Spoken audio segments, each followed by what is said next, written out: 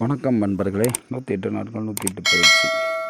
இன்றைக்கி பார்க்கக்கூடியது குரு பகவான், குருவோட வசிய மூலிகை. குருவோட வசிய மூலிகை என்னன்னு பார்த்தீங்கன்னா, ஸ்ரீதேவி செங்கழுநீர் அப்படின்ட்டு நெட்டில் கூட போட்டு பாருங்கள். ஸ்ரீதேவி செங்கழுநீர் மிகப்பெரிய விஷய மூலிகை. மகாலட்சுமியோட சொரூபம், மகாலட்சுமியோட இது. அது முறைப்படி அதை செடியோட சமலம் முதற்கொண்டு வச்சு வசிய மருந்துகள் பண்ணலாம், வசிய மைகள் ரெடி பண்ணலாம், நிறைய பண்ணலாம். அதில் மிக அற்புதமாக வேலை செய்யக்கூடிய ஒரு இது. அப்போ இந்த செடி நாள் அன்றைக்கி அந்த இடத்த போய் சுத்தம் பண்ணி காப்பு கட்டி சாபனை இது பண்ணிவிட்டு, மறுநாள் காலையில் வியாழக்கிழமை காலையில் போய் குரு ஓரையில் சுத்தம் செஞ்சுட்டு மஞ்சள் நீர்லாம் சுற்றிலும் தெளிச்சுட்டு காப்பு கட்டி சாபனை விருத்தி பண்ணி பலி கொடுக்கணும். பலி கொடுத்துட்டு அன்னைக்கு மறு வியாழக்கிழமை வருது பார்த்திங்களா, மறு வியாழக்கிழமை அன்றைக்கி தான் போய் வேர் எடுக்கணும்.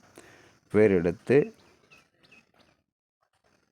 முடிஞ்சால் அந்த செடி பக்கத்தில் இருந்ததுன்னா நம்ம உட்காந்து செடிகிட்ட கூட உட்காந்து காயத்ரி மந்திரம் 108 காயத்ரி மந்திரம் பண்ணலாம். ரொம்ப சிறப்பு.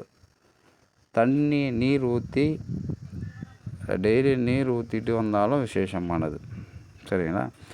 வியாழன் அன்று வேர் எடுத்து அணிஞ்சு அதை மறுபடியும் அடுத்த வியாழக்கிழமை அன்றைக்கி அதை வேர் எடுத்து அணிஞ்சிக்கிட்டால் ரொம்ப விசேஷமாக இருக்கும். தாயத்தில் அணிஞ்சிக்கிட்டாவே இதாக இருக்கும். குரு பகவானுடைய இந்த குரு சாபம், குரு நீட்சமாக இருந்ததுன்னா, குருவோட சம்மந்தமான எந்த விஷயமாக இருந்தாலும் நமக்கு நல்ல ஒரு மாற்றத்தை கொடுக்கக்கூடிய ஒரு இது.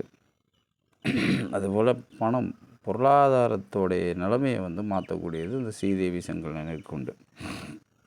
அதான் சொன்னல, அதை வச்சு ஸ்ரீதேவி செங்கழுநீரை வச்சு நிறைய மை வகைகள் பண்ணலாம். வசிய மை, தன வசிய மை, மகாலட்சுமியோட வசிய மைகள் நிறைய பண்ணலாம்.